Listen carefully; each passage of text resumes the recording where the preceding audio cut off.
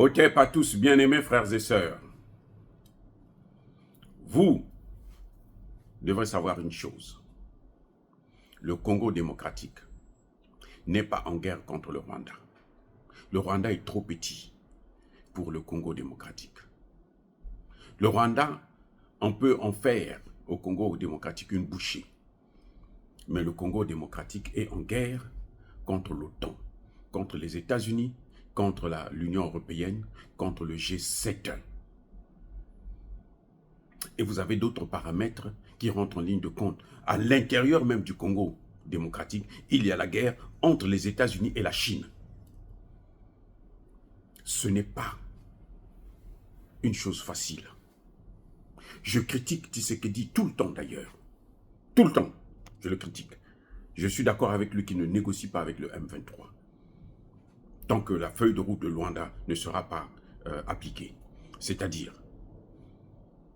le dépôt des armes immédiat, sans condition.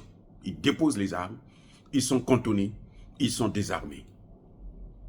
Là, il peut y avoir réconciliation avec Kagame. Sans ça, il n'y a même pas, on ne peut même pas parler de réconciliation. Vous ne pouvez pas vous réconcilier avec quelqu'un qui est en train de tuer vos enfants. C'est quoi ça? Ça vient d'où ça? C'est encore quoi comme théorie qu'on veut nous apporter, qu'on veut nous imposer? Non, non. Je suis à 100% d'accord avec Tshisekedi de ne pas négocier avec le M23. Voilà un autre problème essentiel de la faille du système, de la faillite, de l'échec de l'armée congolaise. C'est quoi? Vous savez quoi? Chaque fois qu'il y a négociation avec les groupes rebelles, que fait le gouvernement congolais? Il recrute, il intègre les rebelles dans l'armée. Écoutez bien, il intègre les rebelles dans l'armée.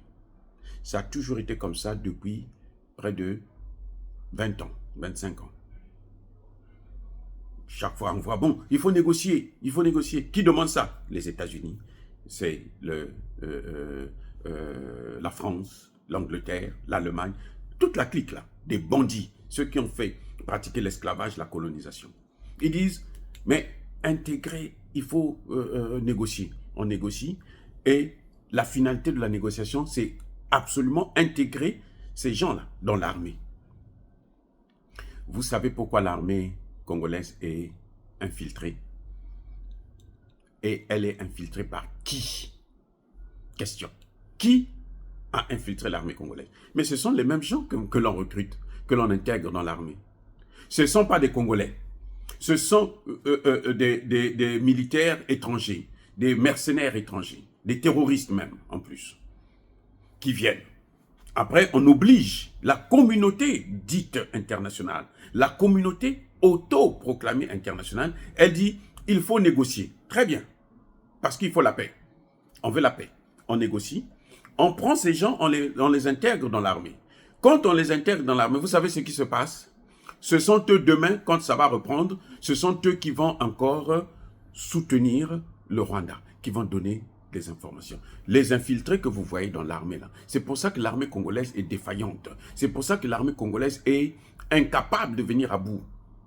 Maintenant, ce que Kagame est en train de chercher, écoutez bien, ce que Kagame veut actuellement, ce n'est pas le M23 là, les Congolais qui sont dans le M23. Ce sont les Rwandais qui sont dans le M23 qu'il veut intégrer dans l'armée congolaise. Et dans 2 ans, 3 ans, ces mêmes Rwandais qui sont dans l'armée congolaise, qui sont devenus des Congolais par le fait des négociations. Donc, qu'est-ce qu'ils vont faire? Mais ils vont servir leur pays, le Rwanda. Et le Rwanda va continuer à avancer. Le Rwanda va continuer à contrôler l'armée congolaise. Le Rwanda va continuer à, si vous voulez, tuer des Congolais parce qu'il veut prendre les terres pour les Occidentaux. Voilà le schéma. C'est pour ça que vous voyez Joe Biden, à travers son secrétaire d'État, Anthony Blinken, il demande à ce que Tshisekedi négocie avec le Rwanda. Mais attendez, autour du Congo, là, il y a 9 pays. Pourquoi eux, ils fixent seulement le Rwanda? Mais l'Ouganda aussi a des troupes. L'Ouganda, là, a des troupes au Congo. L'Ouganda a des troupes au Congo. Le Burundi aussi a ses troupes au Congo. Le Burundi aussi veut, mais le président Bagaza l'a dit ouvertement, les vidéos, je vous ai sorti la vidéo la dernière fois.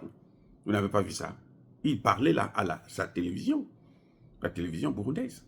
Il disait, nous avons un intérêt, nous devons aller là-bas. C'est le rôle, c'est ce que... Le problème, c'est que Ndayishimiye, il joue son jeu de façon différente, pacifique. C'est plus ou moins tolérable. Mais le Rwanda, lui, c'est par la force, parce que le Rwanda, c'est le modèle typique même des États-Unis. Donc, nous allons intervenir, nous devons intervenir, et nous, on doit prendre ce qui ne nous appartient pas. Donc, toute forme de négociation avec le Rwanda, ce n'est pas pour la paix au Congo, non. C'est pour reporter la guerre. C'est pour reporter l'occupation.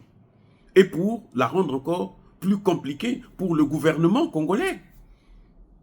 Le Rwanda est arrivé jusqu'à prendre des jeunes filles, les balancer dans Kinshasa pour qu'elles puissent épouser les généraux, sortir, en tout cas épouser ou sortir avec les généraux, les ministres, les ceci. Et comme chez nous, malheureusement, tous ces hommes-là qui ont l'argent, la priorité pour eux, c'est le sexe. Et ça dit que eux, ils passent leur temps sur le sexe. C'est leur préoccupation. C'est-à-dire que c'est le travail. C'est-à-dire qu'ils ont 2 boulots. Le premier boulot, là, c'est celui-là d'abord. Après, maintenant, ils vont faire le deuxième, là où ils vont voler l'argent. On ne peut pas concevoir que vous trouvez un homme qui a 7, 8, 9, 10 bureaux. 10.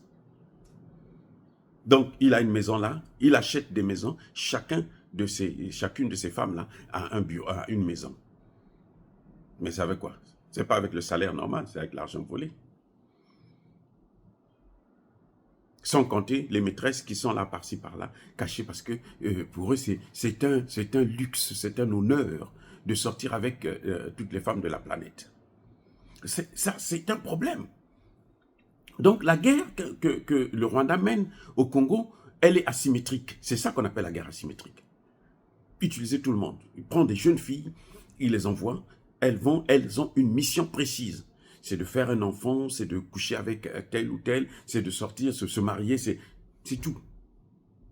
Il y en a qui le font de bonne foi, malheureusement, mais il y en a d'autres qui ne le font pas de bonne foi. Et voilà ce qui entraîne des problèmes chez nous au Congo. Bien-aimés frères et sœurs, voilà le problème que nous avons.